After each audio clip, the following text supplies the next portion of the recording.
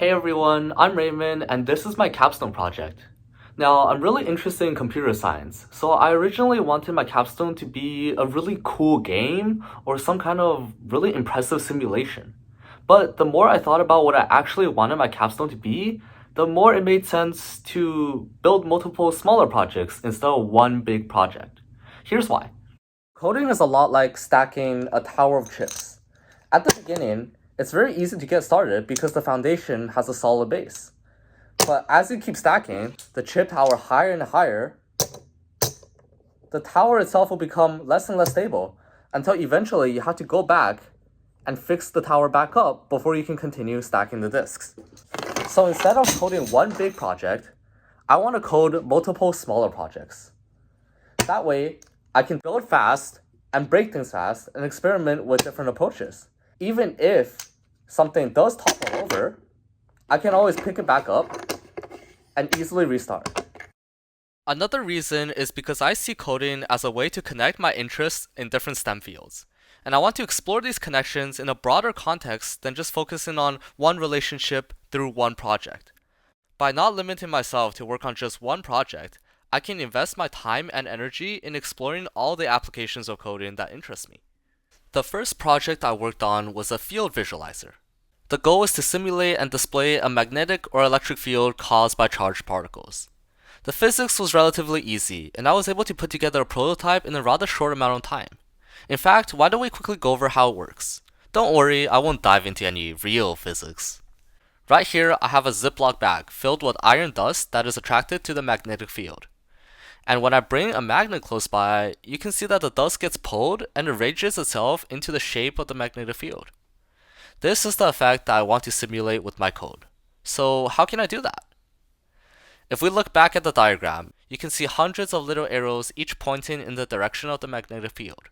Let's zoom in on just one of these little arrows. Here I have a physical representation of the math. The big green arrows represents one of the arrows in my simulation that we just zoomed in on. Let's bring in a magnet, shown by this green circle. This changes the magnetic field and causes our green magnetic field arrow to be pulled by the magnet, which I will show with a string physically pulling on the arrow. Now, what happens if we add in another magnet? Well, this new magnet also has its own pull on the green arrow, and now both magnets will try to pull the green arrow towards itself, causing the green arrow to point somewhere in between, towards the average magnetic field. Now that we understand how a single arrow works in the visualizer, we can easily duplicate it 100 times and put them in a grid to get the finished product. My next physics project was a plinko simulation. If you've seen videos of these wooden pegboards with marbles rolling down them, that's what it is. And if you love gambling, you might have also seen this. Anyways, I wanted to code my own simulation of one, and one with real physics. Figuring out the math probably took the most amount of time, but the idea is actually very simple. Whenever a ball hits the peg, we can imagine it as the ball hitting a wall on the surface of the peg. And for a ball hitting a wall, I knew that finding the direction after the collision is as simple as reflecting the angle across an axis perpendicular to the wall. All this complicated math you see was just me trying to apply these ideas so that it worked for any direction. It's really just a whole lot of trigonometry. So after figuring out all of the math, I managed to get this working. And now that I have one peg working, all I needed to do was to duplicate it like 100 times and put it all together in this triangular grid. And now the whole simulation works perfectly. Right now, the balls don't collide with each other, but in the future, I want to revisit this project and get that working too. Another project that I spent a considerable amount of time working on is a chemistry reaction visualizer. The idea was first taught in the rates unit and later expanded on in the general equilibrium unit of chemistry 12. Most likely, none of you have taken Chemistry 12 yet, but if you plan to do so, you'll encounter this in the future. Anyways, the idea is that the speed of a chemical reaction actually makes a lot of sense if you think of chemicals as little balls. And every time the correct set of chemical particles hit each other, they react and form some new products.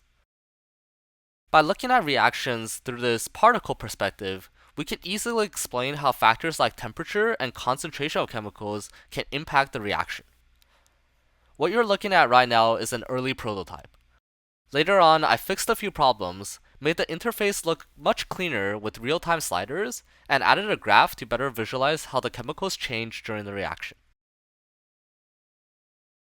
In the future, I plan on continue expanding this app with my chemistry teacher, Mr. Cayley, and even making some worksheets for it.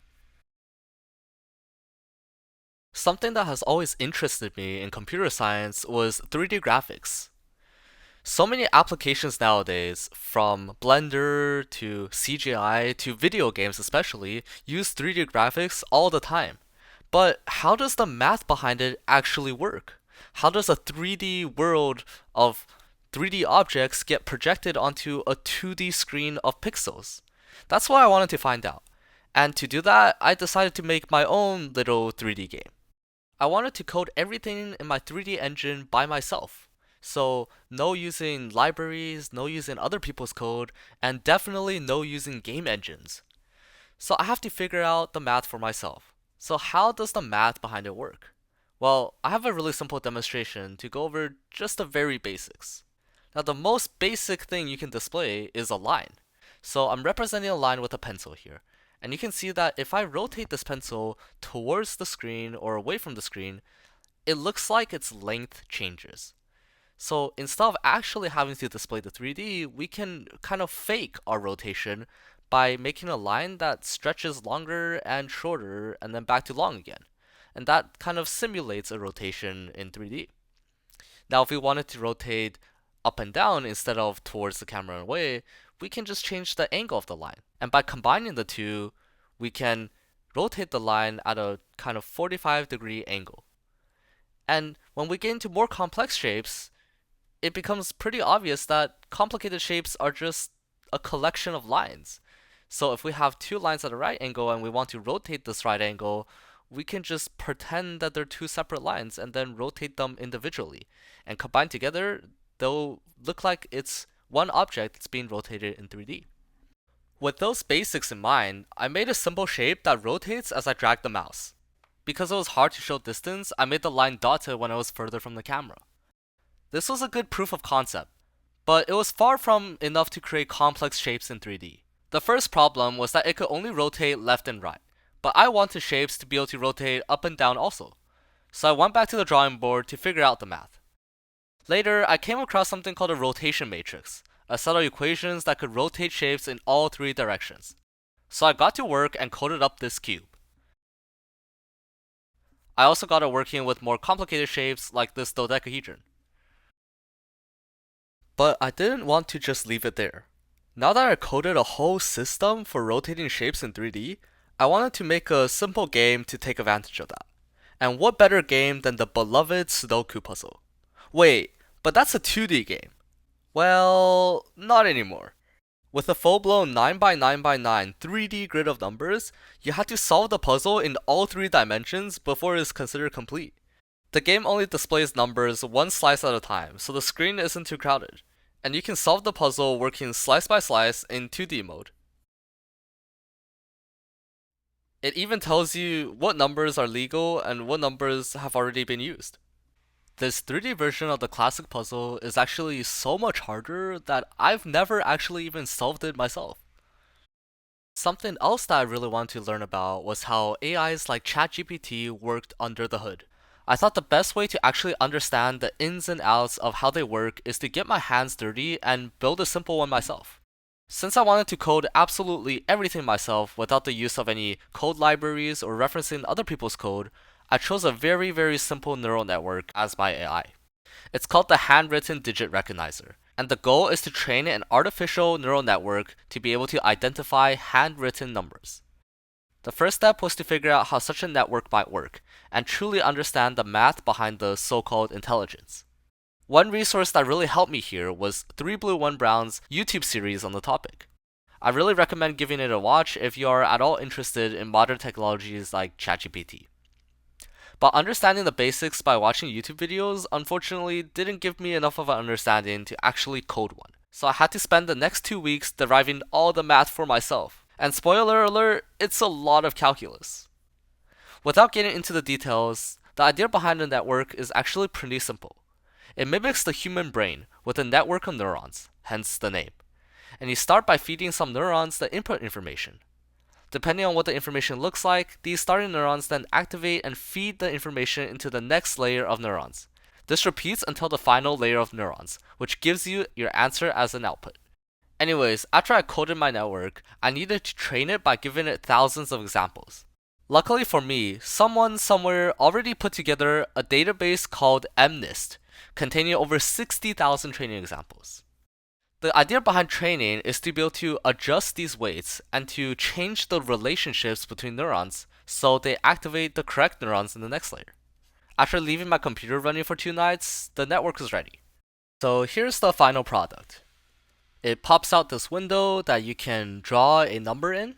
So here I draw 1, click submit, and then in the bottom left corner, you'll see the neural network's guess, and it guessed correctly, which is 1.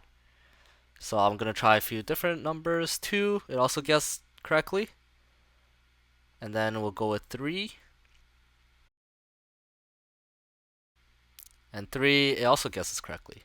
Underneath the guess, you'll see a table that shows you how confident it is in the answer. So in the previous one, it thought 3 was pretty likely, but also 8.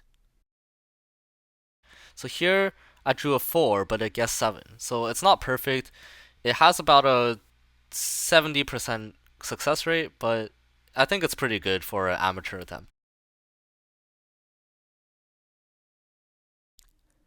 So, what did I gain through this whole experience? First, the obvious.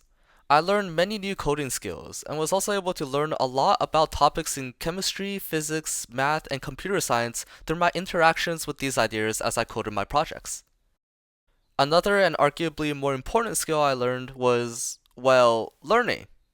During this exploration into so many different and complex topics, I got stuck so often and would sometimes abandon a project for weeks. However, the more I got stuck and unstuck, the more that I realized that I should not be afraid to tackle a problem that I can't yet solve, because that's how I end up learning how to solve these problems. Finally, throughout this capstone, I enjoyed spending my time materializing my ideas into tools, simulations, and games that I'm truly proud of. Coding projects has become a way for me to explore my interests in STEM. In fact, I made so many little projects that this video wasn't even long enough to show a lot of them. Thanks for watching, but before you leave, let me show you just a few honorable mentions that didn't make the cut for this video. Here's a gravity simulation that makes for a cool background. It was inspired by the book The Three-Body Problem, which references an actual famous physics problem about simulating gravity for multiple objects. And here's a replica of the Suica watermelon game that was popular around a year and a half ago.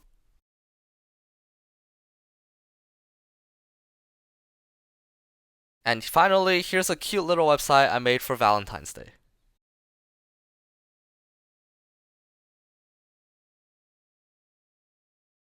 This is a replica of the famous New York Times game Wordle. Thanks for watching, for real this time.